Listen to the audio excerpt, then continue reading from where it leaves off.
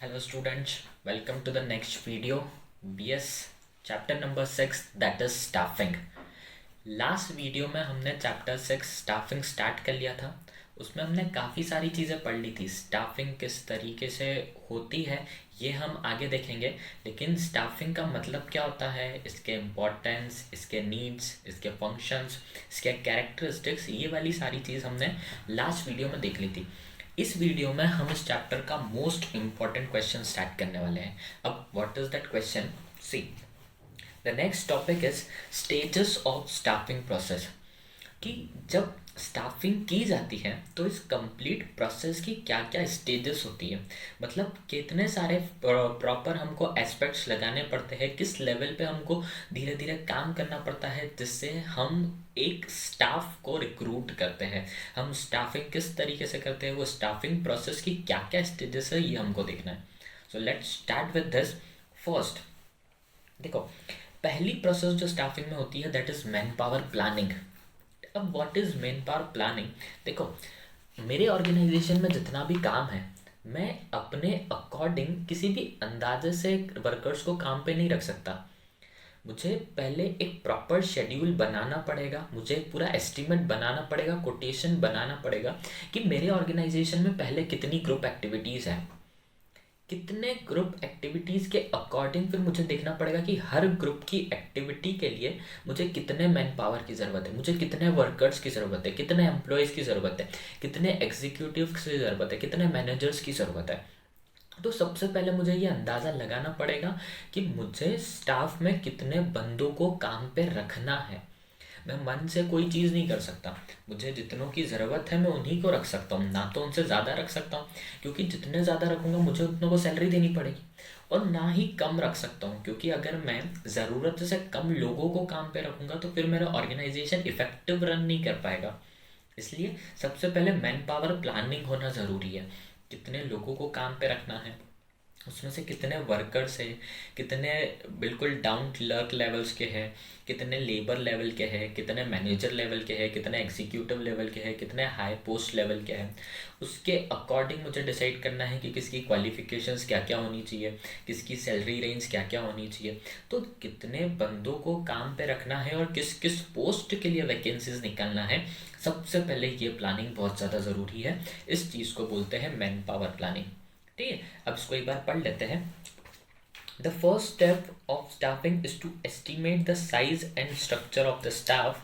Manpower planning is the process by which an organization ensures that it has the right type of people at right place and at the right time doing the things for which they are economically most useful. मतलब कि हमारे staff इस तरीके से होना चाहिए कि हमने राइट पीपल को राइट प्लेस पर राइट टाइम पर हमने क्या कर लिया है, नौकरी पर रखा है। ठीक है, ताकि हम ऑर्गेनाइजेशन में इफेक्टिवली और इकोनॉमिकली काम कर सकें।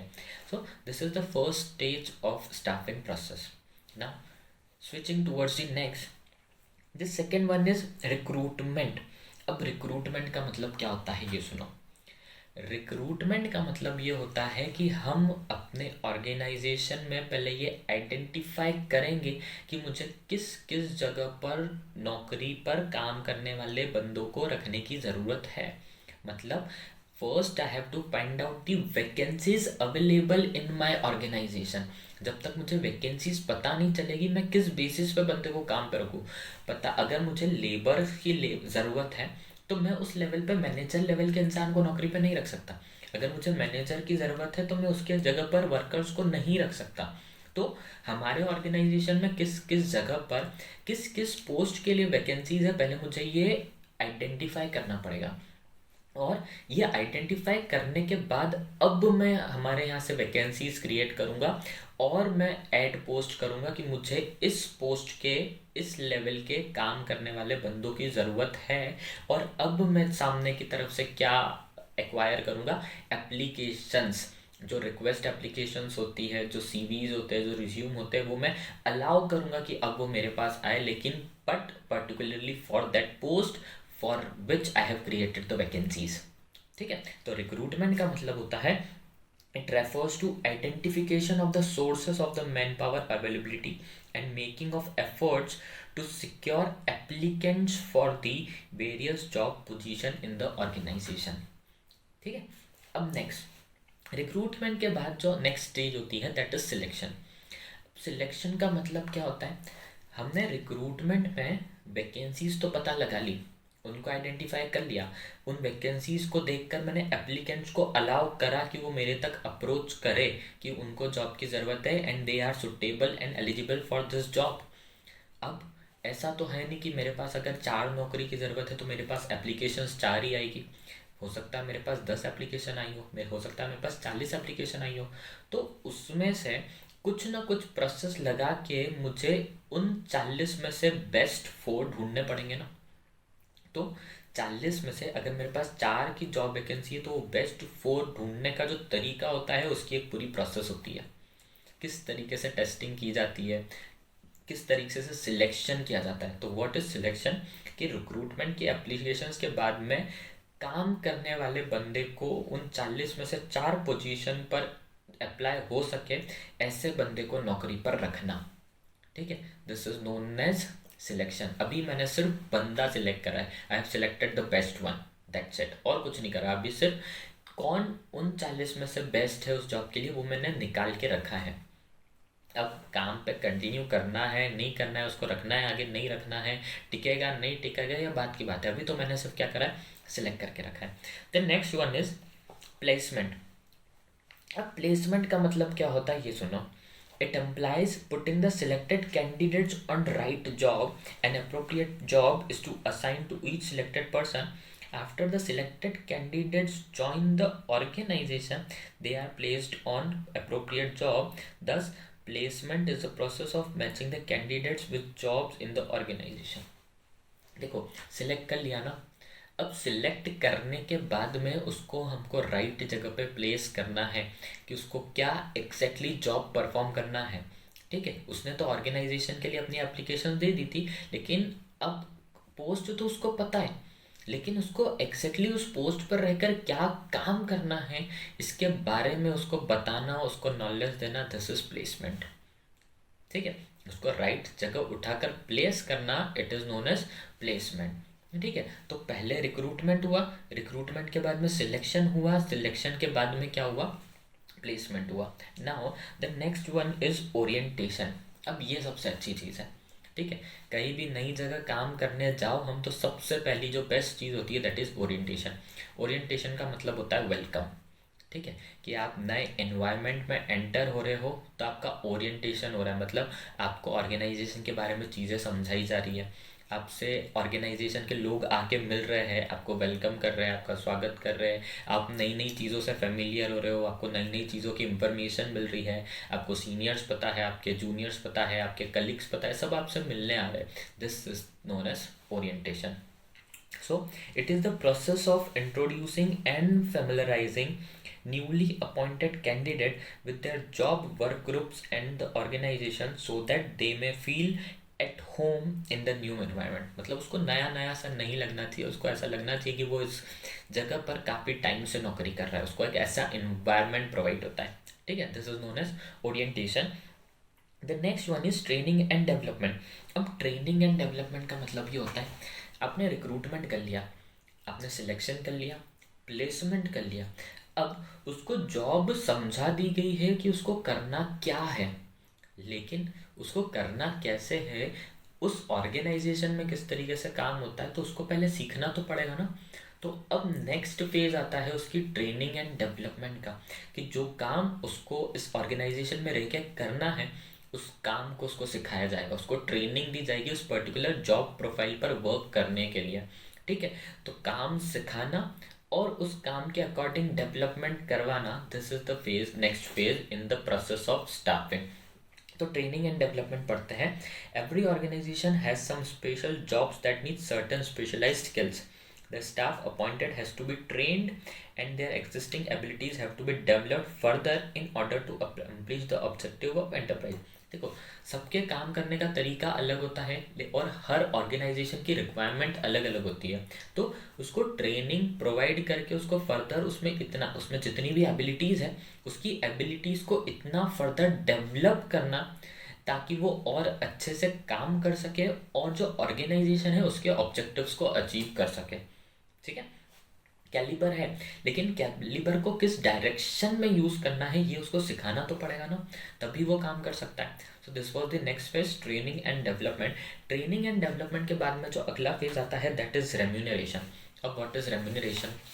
रेम्यूनरेशन का मतलब ये होता है सब चीज़ हमने कर ली, लेकिन अगर बंदा काम पे आ रहा है तो उसको सैलरी तो देनी पड़ेगी ना।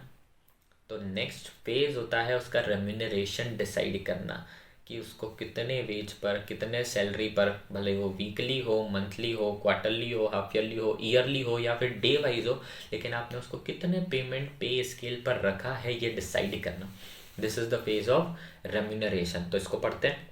It refers to fixing the salaries and other monetary benefits of the employees. Other जो भी बेनिफिट्स होते हैं कि पीएफ है, ESIS है, ठीक है, उसका जो सैलरी का पोर्शन कुछ कटता है एज अ पीएफ अकाउंट में, उस पर फिर एम्प्लॉय की तरफ से कितना सेक्शन कटेगा, एम्प्लॉयर की तरफ से कितना बेनिफिट एड ऑन होगा, ये सारी चीज़ें उसको एक्सप्लेन करना और उसकी सैलरी, इन हैंड सैलरी और CTC डिसाइड करना। This is the phase of remuneration. The next one is performance evaluation.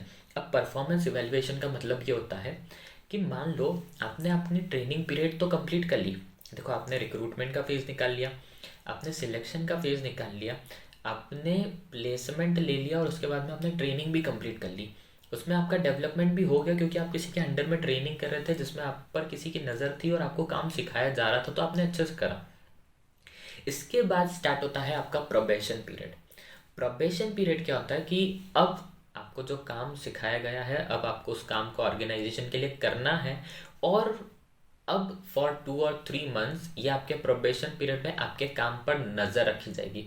मतलब अब आपके काम करने की जो इफ़िशियंसी है उसको चेक किया जाएगा, आपके परफॉर्मेंस को इवेल्युएट किया जाएगा कि आप काम किस तरीके से कर रहे हैं। और फिर वही जैसा सब दूर होता है, अगर आपका काम जमा तो यू आर इन, एंड अगर आपका काम नहीं जमा तो यू आर आउट। फिर से वैकेंसी क्रिएट हो जाएगी, फिर किसी नए बंदे को मौका दिया जाएगा। ठीक है, तो परफॉर्मेंस इवैल्यूएशन में ऐसी कुछ प्रोसेस होती है जिसके थ्रू आप पर नज़र रखी जाती है कि आपको जो काम सिखाया गया है और आप जिस काम के लिए यहाँ अपॉइंट हुए हैं उस पर नज़र रखना, कंट्रोल रखना और आपके परफॉर्मेंस को इवैल्यूएट करना कि आप कितना अच्छा काम कर रहे हैं, क्या चीज़ नहीं कर पा रहे हैं, कौन कुछ मिस्टेक्स कर रहे हैं क्या, क्या कुछ और अच्छा कर रहे हैं क्या, उसको कैसे सुधारा जा सकता है, हर चीज़ पर नज़र रखना। This is evaluation in performance. And the next one is promotion and transfer. अब प्रमोशन एंड ट्रांसफ़र का मतलब क्या होता है कि देखो, हमारी अगर ऑर्गेनाइजेशन है तो ऑर्गेनाइजेशन में हम क्या करेंगे कि अगर एक पोस्ट पर वैकेंसी क्रिएट होती है तो मेरे पास 2 ऑप्शन है। या तो मैं किसी नए बंदे को काम पे रख लूँ, जो प्रोसेस मैंने अभी देखी, या तो फिर उस पोस्ट के नीचे अगर कोई बंदा काम कर रहा है जिसको उस पर काम करते करते बहुत टाइम हो गया है, वो अच्छा एक्सपीरियंस हो गया, उसको अच्छा नॉलेज हो गया, उसको अच्छा स्किल्स हो गए हैं, तो उसको हम क्या करते हैं, अब लोअर लेवल से अपर लेवल पर क्या कर देते हैं, प्रमोट कर देते हैं। This is known as promotion. ठीक है, किसी बंदे को एक लेवल से उठाकर उसके अपर लेवल पर अपग्रेड करना, this is known as promotion. और ट्रांसफ़र का मतलब कि एक ही ऑर्गेनाइजेशन में किसी बंदे को एक पोजीशन से उठाकर दूसरी पोजीशन, एक डिपार्टमेंट से दूसरे डिपार्टमेंट या फिर एक प्लेस से दूसरी प्लेस पर सेम पोजीशन या फिर प्रमोशनल पोजीशन के साथ शिफ्ट करना, दिस इज ट्रांसफ़र। देखते हैं, it refers to moving employees to position of higher responsibility और the similar position in other work units. या तो उसको उससे अपर पोजीशन पे लिया तो वो प्रमोशन हो गया, या तो फिर ट्रांसफ़र में 2 तरीके की चीज़ें हैं कि जिस पोजीशन पे यहाँ था उस पोजीशन पे यहाँ पर इस 2 अलग अलग ऑफिस है, इस ऑफिस में इस पोजीशन पे था, इस ऑफिस में इसी पोजीशन पे शिफ्ट कर लो। या फिर प्रमोशन विद ट्रांसफ़र या ट्रांसफ़र विद प्रमोशन की इस पोजीशन से इस डिपार्टमेंट से इस डिपार्टमेंट में तो आया, लेकिन ये वाली प्लेस पे वो यहाँ था, ये वाली प्लेस में वो यहाँ हो जाएगा। ठीक है, तो यहाँ पर ट्रांसफ़र तो हुआ ही, लेकिन प्रमोशन के साथ ट्रांसफ़र हुआ है। So this is the next process या next stages, promotion and transfer. तो यहाँ पर अपने जो स्टेजेस ऑफ स्टाफिंग प्रोसेस है ना वो ख़त्म होती है। ठीक है, this was all about the stages of staffing process. अब इसके बाद की जो चीज़ें हैं, the next topic is elements of staffing. अब ये एलिमेंट्स ऑफ स्टाफिंग क्या होता है, जो मैंने अभी 3 प्रोसेस अभी पिछले स्टेजेस में बताई ना, उसमें से 3 मेन प्रोसेस होती है। The first one is recruitment, the second one is selection and the third one is training. हमको ये 3 प्रोसेस को बहुत डिटेल्स में पढ़ना है आगे, और कि किस तरीके से जब ये स्टाफिंग की प्रोसेस होती है तो उसमें ये रिक्रूटमेंट, सिलेक्शन और ट्रेनिंग फेज का क्या इंपॉर्टेंस है और किस तरीके से ये वर्क करता है। जैसे मैंने बोला था कि सिलेक्शन में क्या होता है, एक पूरी प्रोसेस होती है कि एक बंदे को सिलेक्ट किया जाता है। तो ऐसा थोड़ी ना कि एक बंदा आया, उसका सिर्फ एक टेस्ट पेपर ले लिया 20 नंबर का और उसको काम पे रख लिया अगर उसने टेस्ट क्लियर कर दिया तो। नहीं, बहुत सारे levels of interviews and test के थ्रू किसी कैंडिडेट को गुजरना पड़ता है ताकि वो सिलेक्ट हो सके। तो एक पूरी वेल डिफाइंड प्रोसीजर होती है सिलेक्शन की। सेम केस रिक्रूटमेंट के लिए भी होता है, ट्रेनिंग के लिए भी अलग अलग चीज़ें होती है, ट्रेनिंग भी अलग अलग टाइप्स की होती है, रिक्रूटमेंट करने के तरीके भी अलग अलग टाइप्स के होते हैं, सिलेक्शन के तरीके भी अलग अलग होते हैं। तो ये एलिमेंट्स ऑफ स्टाफिंग कहलाते हैं। ये जो 3 मेजर चीज़ है ना, this are known as elements of staffing. कौन कौन से? रिक्रूटमेंट, ट्रेनिंग और सिलेक्शन। तो अब अगले वीडियो से ना हम लोग पूरे एक एक फेजेस को डिटेल्स में पढ़ेंगे। सबसे फर्स्ट फेज अपन स्टार्ट करेंगे रिक्रूटमेंट से, उसके बाद फिर पढ़ेंगे सिलेक्शन, उसके बाद फिर पढ़ेंगे ट्रेनिंग। ठीक है, तो आज की वीडियो में अपन ने एक टॉपिक मोस्ट इंपॉर्टेंट कवर करा है, that is stages of staffing process. ठीक है, इसके आगे के वीडियो में अगली चीज़ें आगे कंटिन्यू करेंगे। ठीक है, टिल देन बाय बाय।